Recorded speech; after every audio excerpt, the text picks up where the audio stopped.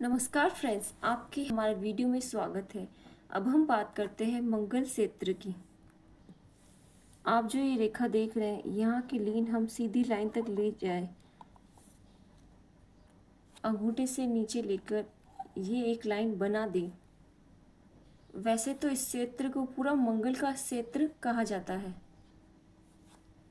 चंद्र पर्वत का ऊपर का जो क्षेत्र और जीवन रेखा के नीचे का जो क्षेत्र मंगल पर्वत कहा जाता है।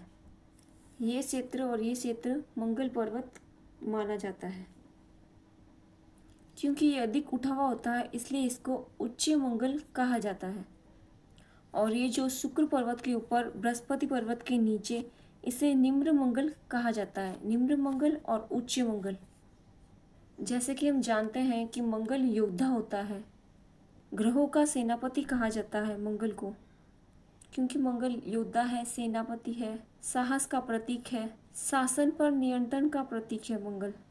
सबसे पहले साहस का प्रतीक है, वीरता का प्रतीक है, प्रतिरोध का प्रतीक है, धैर्य का प्रतीक है और जिम्मेदारी का भी प्रतीक मंगल माना जाता है। यदि किसी का उच्च मंगल है जो चंद्रमा के एकदम ऊपर स्थित होता है, यदि अच्छी तरह उठा हुआ है, चंद्रमा के समान ही ऊंचा होना चाहिए, दबा हुआ नहीं होना चाहिए, या फिर एकदम बड़ा सा होना चाहिए। यदि अपने सामान्य स्थिति में काफ़ी अच्छा है, उठा हुआ है, प्रतिरोध जो है व्यक्ति का अच्छा रहता है। अनुचित बात का व्यक्ति अच्छी तरीके से प्रतिरोध करता है। वीरता उनमें काफ़ी अच्छी पर्याप्त मात्रा में भरी होती है। वीरता दिखाता भी है, साहसी होता है, धैर्य अच्छा होता है, जल्दी अपना आपा नहीं खोता है, गुस्से पर नियंत्रण करना जानता है और जिम्मेदार होता है। ये तब होगा जब उच्च मंगल जब अपनी अच्छी स्थिति में हो, उभरा हुआ हो, चंद्रमा के समान ही ऊंचाई लिए हुए हो मंगल। यदि ये बहुत ऊंचा हो जाए तो यही गुण समस्या बन जाएंगे। ये सभी गुण आप देखेंगे तो ये एक सैनिक के गुण हैं। राजनेता अगर साहसी हो तो उनके लिए मंगल अच्छा होता है, निर्णय लेने की क्षमता उसकी अच्छी हो जाएगी। यहाँ जो प्रतिरोध है, गलत काम के लिए प्रतिरोध करना, ये भी मंगल का ही गुण है।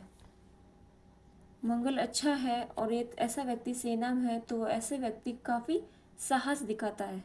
सेना में है तो बहुत कीर्ति उसी रहती है, बहुत जल्दी तरक्की उसमें करता है।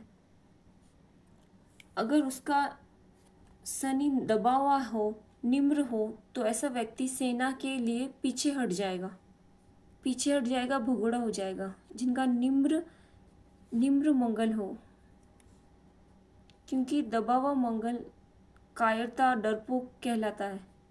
ऐसा व्यक्ति जिम्मेदारियों से भागता है। ऐसा व्यक्ति साहसी नहीं होता, निर्णय लेने की क्षमता उसमें नहीं होती है। दूसरों पर निर्भर रहता है, निर्णय आसानी से नहीं ले पाता है। दूसरों के पीछे रहकर काम करता है। तो ये निश्चित रूप से मंगल का निम्न होने पर दिखाई देता है। व्यक्ति के साहस की कमी उसके निर्णय में दिखाई देगी, उसके भाषण श्रेणी में दिखाई देगी, उसके स्वभाव में दिखाई देगी। यदि ये बहुत ज़्यादा ऊंचा हो जाए तो साहस अधिक मात्रा में उसका बढ़ गया है।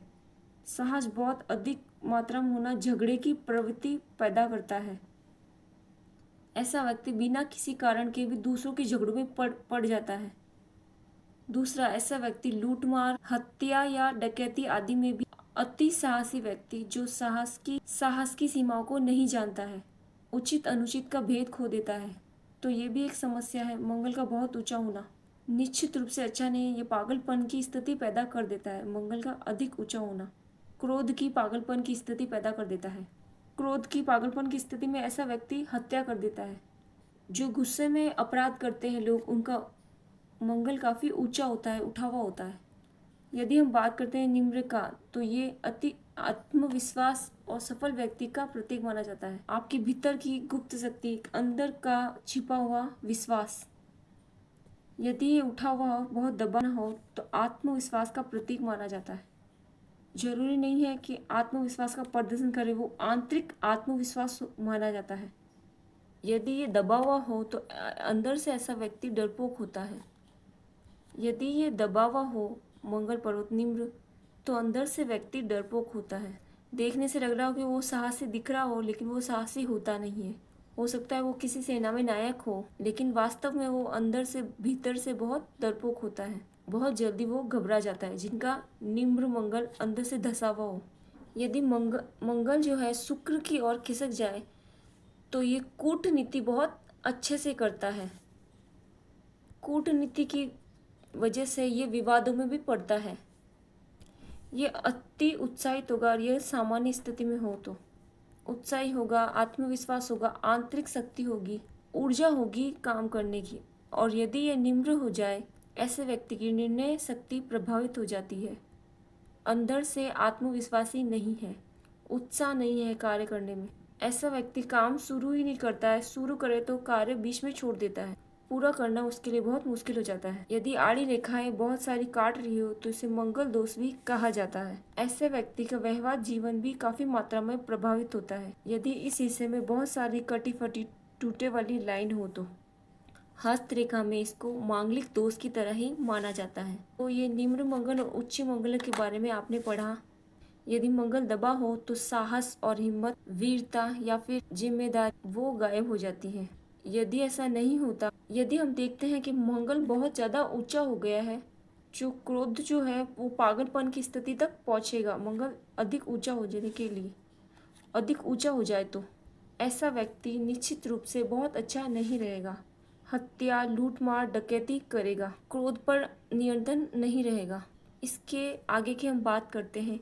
आपको ग्रहों को सामंजस्य बैठाना होगा, ग्रहों को प्रकृति समझनी होगी। जब आप ग्रहों की प्रकृति को समझ लेंगे, कैसे आपको देखकर उससे निर्णय लेना है, ये चीज़ आपके लिए आसान हो जाएगी। याद सब कुछ नहीं किया जा सकता। कभी कोई विद्वान जिसने सभी चीज़ें याद की हो। दूसरा, जो लोग रट लेते हैं, रटने वाले लोग प्रगति नहीं करते हैं। प्रगति करने के लिए आपको चीज़ों को आत्मसात करना होगा। आत्मसात करने के लिए आपको चीज़ों को आसानी से समझ सकते हैं, आपको निर्णय लेने में आसानी होगी और निश्चित रूप से आप सही भविष्य कारक बन सकते हैं।